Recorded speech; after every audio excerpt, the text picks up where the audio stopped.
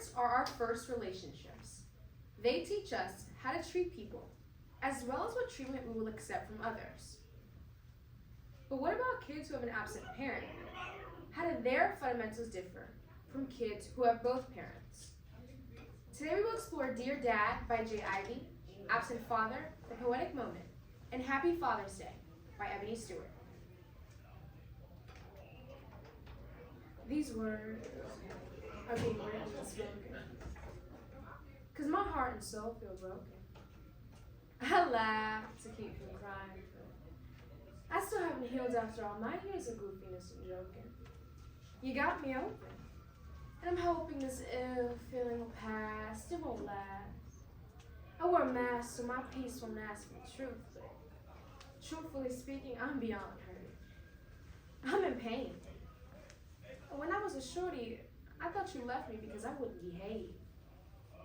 Later on in life, I found out it was this pain as well as other things, and though the scars, it was hard. But I learned to forgive and forgave. In spite of the fights and the tears for all the years lost, wondering if I was ever loved. I mean, sometimes all I needed was a call and a hug. I get it if people break up and don't make up, and some relationships don't last forever. But why weren't we together? Ma could have found a new man, but why was I going to find a new dad? Looking back, I pleaded my case, because I felt like I was deleted in a race, like I didn't matter. I tried to get you off my mind, but can't get you off my face. I see every time I see me, and I can't do nothing but ask God to bless me. Because my love was amputated, my life was complicated, my family became dysfunctional. Dad, I remember when you pushed Mom, and she broke her ankle, and I sat there thinking, how could you do this to such a beautiful angel? I remember Mom waking us up in the middle of the night saying, shh, Jimmy, put some clothes in the Jules bag. You're going to Grandma's. If your father comes up to your school, don't tell him where I be. I remember spending Christmas at Grandma's, playing with my arms stretched strong, thinking, this ain't my house, so how did Santa Claus find me? But that little boy in me still wants his daddy badly. I feel like a scared little boy afraid to become a man. But I think I'm ready. I wonder if you noticed the baby boy in the show, that Air Off the Mills and the Seas on HBO, and that hard New Year crowd that you ain't even know. They gave me a standing O. I wonder if you know I know you're going to be proud. Because I'm going to be the best just like you want me to be. Watch and see. And just in case you can't, I'm going to scream it so loud I shake the clouds and move them out my way. In my sunshine. Because that's what you are, Dad. James Ivy Richardson Sr., do you hear me?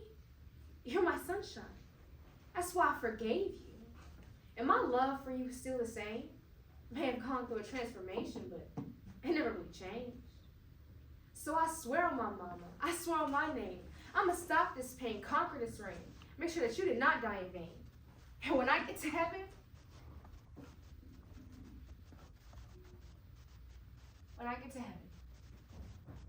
I'm going to jump in your arms. And we're going to kick it back like when I was little and watch a Bears game. I love you, Dad. When was the last time you heard a poem about an absent father? And if you can recall the answer to that question easily, well, that's the problem. That's why many of us ran into the warm arms of poetry. Why many of us found life within the boundaries of a page, a blank, a space, and arrayed to create the man that we wanted to know. Our storytelling started when we were old, but young in flesh, young at heart, curious about why we were left. They could have been Supermans or presidents, artists or veterans, anything to distract us from what the ugly truth could be. Maybe he just didn't want me. So we wrote, and we wrote, until lies became truths and planks of woods became boats. They became the tool that kept us afloat to survive within this beautiful lie. To protect us from storms that our mothers hated to hide, pulling back the wool over my eyes, trying to show us that this is simply life. And this is not how you were defined. Instead, we took that advice and made something from nothing. Because a child with no father is nothing but a refugee searching for a place to call home. And the moment your father is absent is the moment where you have no place to belong. We have no place to belong. We are walking halves of missing cultures. We are thirsty vultures, trying to finish the other side before it's finished its whole. By the time we go into adults, we look like Picassos. Two faces with different perspectives. The face forward, confident, and detective of identity. The other, looking to the side, trying to figure out why me. The color choice especially, because we've made up of colored oil that hasn't reached its full term. Turmoil that churns and churns until it grays a palate that breathes. Because although we are full of so much vibrancy, it's really the gray that matters underneath. That gray was almost uncertainty. And it all goes back to he, to him, to the man we call Father. The one responsible for bringing us into this world. And his responsibility is something he chose to erase. That's why we erase lines and rhythms that don't fit. We are fathers. We are using their gift to create something beautiful. Share it with the world, and then exit. You say only write about the bad things. Say I couldn't know or remember all that bad. Said I was too young. Guess I got a good imagination. You say I'm still writing about old stuff. Guess I ain't got over it yet. He don't like how what I write make him look like he ain't nothing. Like he ain't raised his kids, like he don't love us still. Guess I shouldn't write the truth. No. Guess I should write the way I grew up, the way I want. But I guess I shouldn't make him look like he ain't nothing but some sperm donor. Some dude. He say he tired of not being the heroes in my poems. I say me too. Tired of being reminded of his faults, but I look in the mirror every day and I got his face. I say, what can make me? How am I supposed to escape? He said, you bitter. I said, that's what happens when you leave and ain't got nothing when you come back. He said, you ain't gonna be successful. I said, you make sure of that. And even if I am, you ain't got nothing to do with it either. He said, I bought you ice cream once. Took you to the movies a few times. Remember? I came to your track meet once. That one time you played football. Remember, I met your boyfriend once, twice, maybe 3 times. Remember, I bought that one book for that one class when you was in college that one time.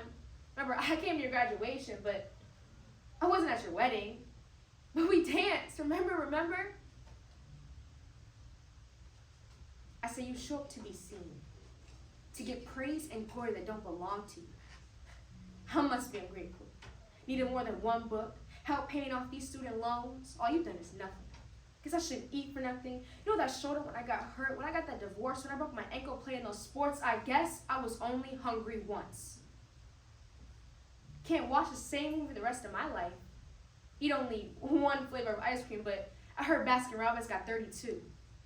And I don't need no help on how to not get hurt by these boys, because you were best lesson. Yeah, when you left, your hurt was enough for the both of us. So you're right. Act like you ain't do nothing. Guess I ain't Christian. Guess I can't get over it. I'm so mean. I talk to you so bad. Treat you so funny. Guess when you left, I took you from me. So you're right. Without you, I'd have nothing to write about. Thank you for teaching me how to make nothing out of something. The way you raised me.